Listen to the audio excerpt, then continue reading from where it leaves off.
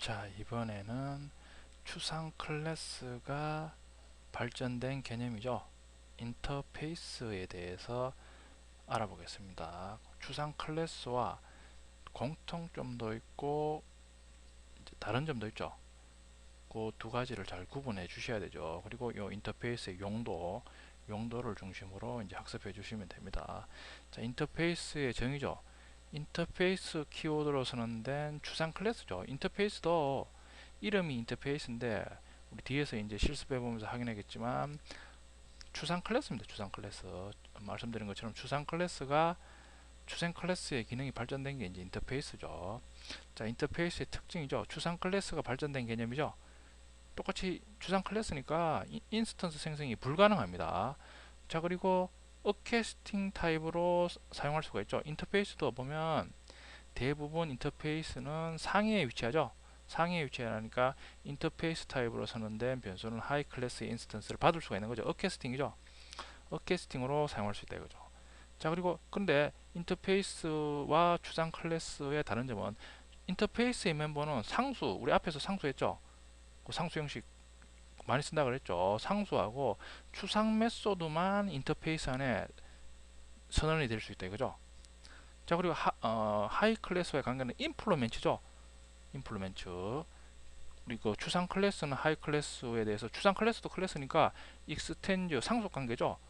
인터페이스와 하이 클래스의 관계는 임플로멘트 관계입니다. 구현하는 관계죠. 자, 그리고 하이 클래스에서 여러 인터페이스를 동시에 임플로멘트 할 수 있죠. 뒤에서 실습하겠습니다만 자, 우리 추상 클래스는 클래스니까 당연히 하이 클래스에는 하나의 추상 클래스에 대해서 상속을 받죠. 근데 인터페이스는 우리 뒤에서 이제 학습을 하겠지만 여러 인터페이스에 대해서 하이 클래스가 이제 임플로멘트 할 수 있는 거죠. 임플로멘트 여러 하나의 하이 클래스가 여러 인터페이스를 동시에 임플로멘트 할 수 있습니다. 자, 그리고 자바의 단일 상속 기능을 보완할 수 있죠. 자, 이 인터페이스가 원래 나온 용도는 자, 우리 앞에서 상속할 때 했듯이 자바는 단일 상속만 허용하죠. 근데 다중 상속에 장점도 많습니다. 다중 상속의 장점이 있는데 이제 자바에서는 단일 상속만 허용하니까 이 인터페이스를 이용해서 다중 상속과 같은 비슷한 기능을 구현해서 초기에 썼다 이거죠. 근데 지금은 인터페이스의 용도를 그 단일 상속 기능 보완하는 데 쓰는 게 아니라 추상 클래스의 발전된 기능으로 인터페이스를 사용하고 있는 거죠. 자, 다음은 인터페이스의 용도죠. 용도가 중요하죠. 왜 사용하느냐? 기능만을 하이 클래스에 강제하기 위해 사용한다 이거죠. 자, 우리 비슷한 용도로 추상 클래스를 우리 앞에서 학습했죠. 자, 추상 클래스에 우리가 추상 메소드를 선언하면 구현하는 하이 클래스에서는 반드시 추상 메소드의 형식으로 추상 메소드의 기능을 구현해 줘야 되죠. 그 기능이 발전된 게 인터페이스다 이거죠. 자, 이 인터페이스의 예를 우리 현실에서 찾아보면 인터페이스는 현실에서 우리 이제 강제성 있는 법규와 같은 기능을 하는 거죠. 자, 여러분들 그 법규 있죠. 예를 들어 여러분들 건축법 있죠. 당연히 여러분들 건축법도 여러분들이 이 건축법상에 건물 짓다가 건축법상에 어떤 위반이 있으면 당연히 뭐 벌금이나 시정명령 등 제재를 가지고 강제성이 있는 거죠. 예를 들어 자 이런 식으로 건물이 있으면 자 여러분들이 이제 예를 들어 아파트를 구매를 했다 이거죠. 구매를 하면 자기 집이죠. 자, 구매를 했는데 이제 이사를 해서 들어가야 되는데 기존에 이제 이 아파트는 기존에 살던 사람의 이제 위주로 이제 구조나 인테리어가 돼 있는 거죠. 그러니까 그 대부분 보면 이제 입주하기 전에 먼저 이제 그 구매자의 입맛에 맞게 아파트를 리모델링이나 인테리어를 이제 다시 해가지고 다시 다 인테리어 한 다음에 그 다음에 입주를 하죠.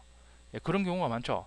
자, 그런데 말 그대로 이제 구매자가 이제 이 아파트는 자기 소유니까 그 리모델링을 하더라도 자기 마음대로 리모델링을 마음대로 이제 내 거니까 리모델링은 내 마음대로 한다라고는 그렇게는 못하죠. 반드시 리모델링을 하더라도 리모델링 관련 뭐 건축법이 있죠.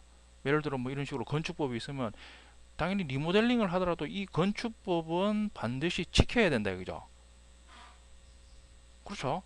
자, 이런 식으로 아파트든 빌라에 여러분들이 입주를 하든 반드시 그 입주하기 전에 리모델링을 하더라도 건축법에 나온 그 법규는 반드시 지키고 난 다음에 자기가 원하는 기능을 그 이제 인테리어를 추가를 하거나 아니면 구조를 변경해야 된다 이거죠.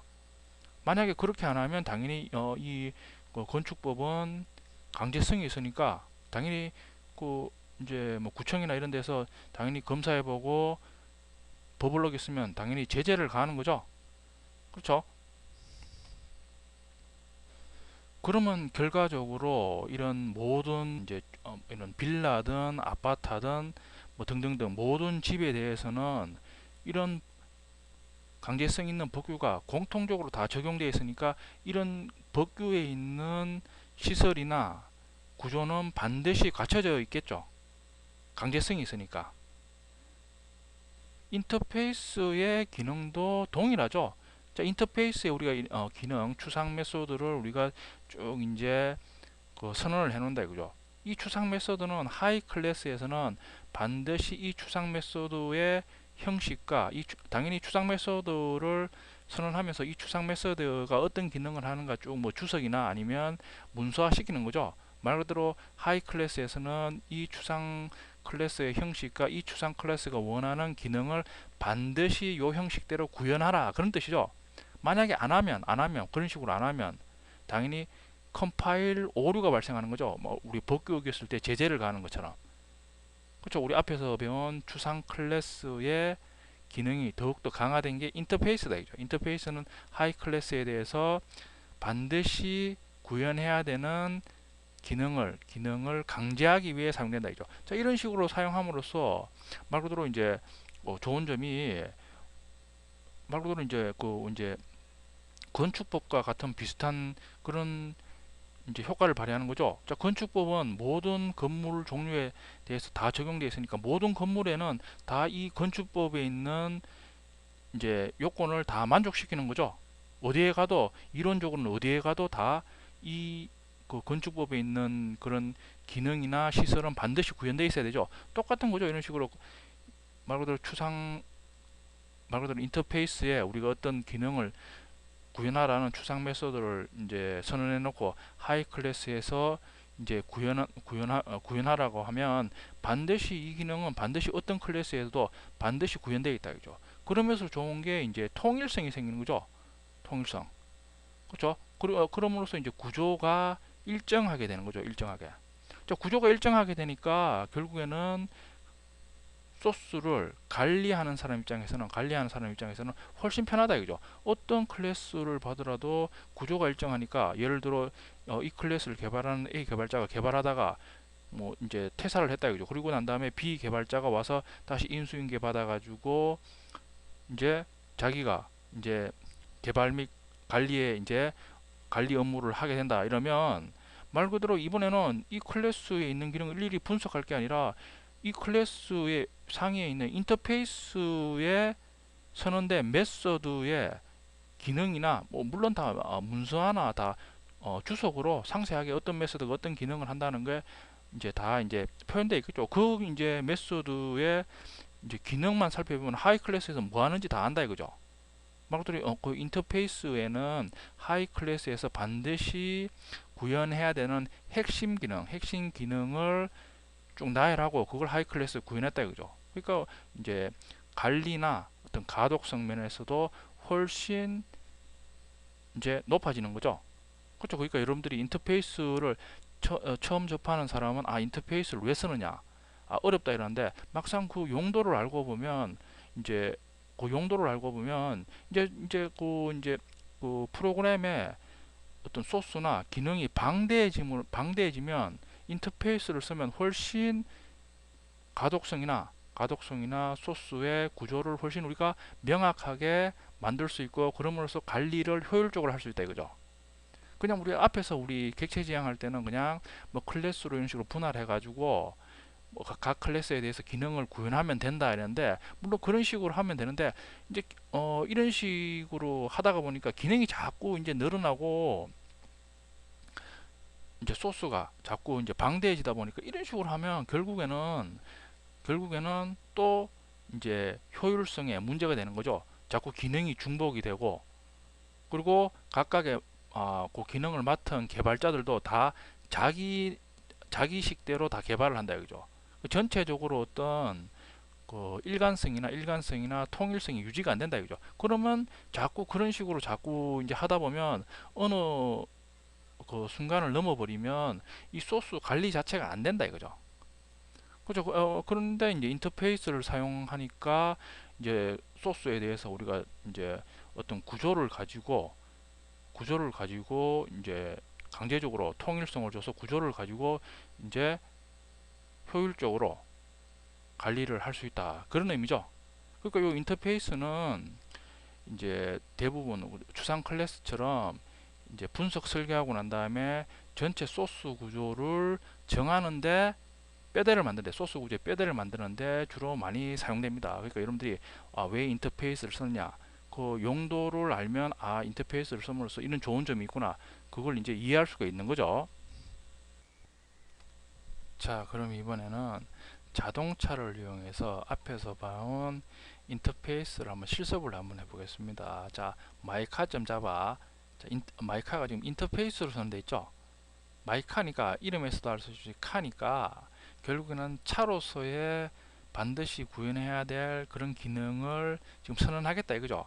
자, 이행해 보면 public static final safe endeavor speed는 60에서 상수죠. 상수. 우리 상수 형식 앞에서 배웠죠. 인터페이스에 선언될 수 있는 멤버는 상수하고 추상 메서드죠. 자, 상수가 이런 식으로 선언됐다 이죠. 삼행처럼 퍼블릭에서 앞에 그 스태틱 파이널을 생략을 하고 있죠. 변수처럼 지금 선언하고 있죠. 자, 이런 식으로 선언해도 인터페이스 아니니까 컴파일러가 컴파일 시에 자동으로 이행처럼 상수로 변환을 해주죠. 자, 그리고 4에서 6행에서는 이제 추상 메소드를 선언하고 있죠. 스피드, 말 그대로 차는 속도를 높이는 기능은 반드시 있어야 된다 이거죠. 스피드, 속도 낮추는 기능도 반드시 있어야 되죠. 스탑, 정지하는 기능도 반드시 있어야 된다 이거죠. 자, 그리고 이제 9에서 11행 주속을 해놨는데, 자, 이런 식으로 애브스트랙트를 생략하고 있죠. 자, 이런 식으로 써도 이제 자동으로 컴파일 시에 자동으로 컴파일러가 4에서 6행처럼 형식으로 변환을 해줍니다. 자, 그리고 이제 자, 마이트럭.java에 지금 트럭이죠. 마이트럭 임플리멘트 마이카 카라는 인터페이스를 좀 구현하고 있죠. 자, 우리 앞에서 했는 것처럼 클래스하고 인터페이스는 임플리멘트 관계죠. 자, 옆에 그 있죠. 보면 트럭하고 스포츠라는 클래스는 카라는 인터페이스를 임플리멘트 한다고 있죠. 자, 이런 식으로 클래스하고 인터페이스를 표시할 때는 점선으로 표시합니다. 우리 클래스하고 클래스와 상수 관계는 실선으로 표시했죠. 인터페이스와 관계는 점선으로 표시합니다. 그리고 임플리멘트 관계죠. 말 그대로 지금 그 마이트럭.java에서는 트럭도 차니까 반드시 인터페이스에 있는 이 추상 메소드죠. 이 추상 메소드 기능은 반드시 있어야 된다 이거죠. 자, 그러니까 이행에 스피드 해가지고 당연히 트럭은 속도를 높이는 기능이 있어야 되죠. 그리고 난 다음에 자, 이런 식으로 메시지를 출력해 주죠. 여기에 이제 속도를 높이는 기능을 구현해 준다 이거죠. 그리고 스피드 다운, 당연히 속도를 낮추는 기능도 있겠죠. 그리고 스탑, 정지하는 기능도 반드시 있어야 된다 이거죠. 트럭도 차니까 이제 마이카라는 인터페이스에 있는 이 기능은 반드시 있어야 된다 이거죠. 반드시 구현해 줘야 된다 이거죠. 이런 기능이 없는 차는 있을 수가 없다 그런 뜻이죠. 반드시 이 형식으로 구현해 주라 그런 의미죠.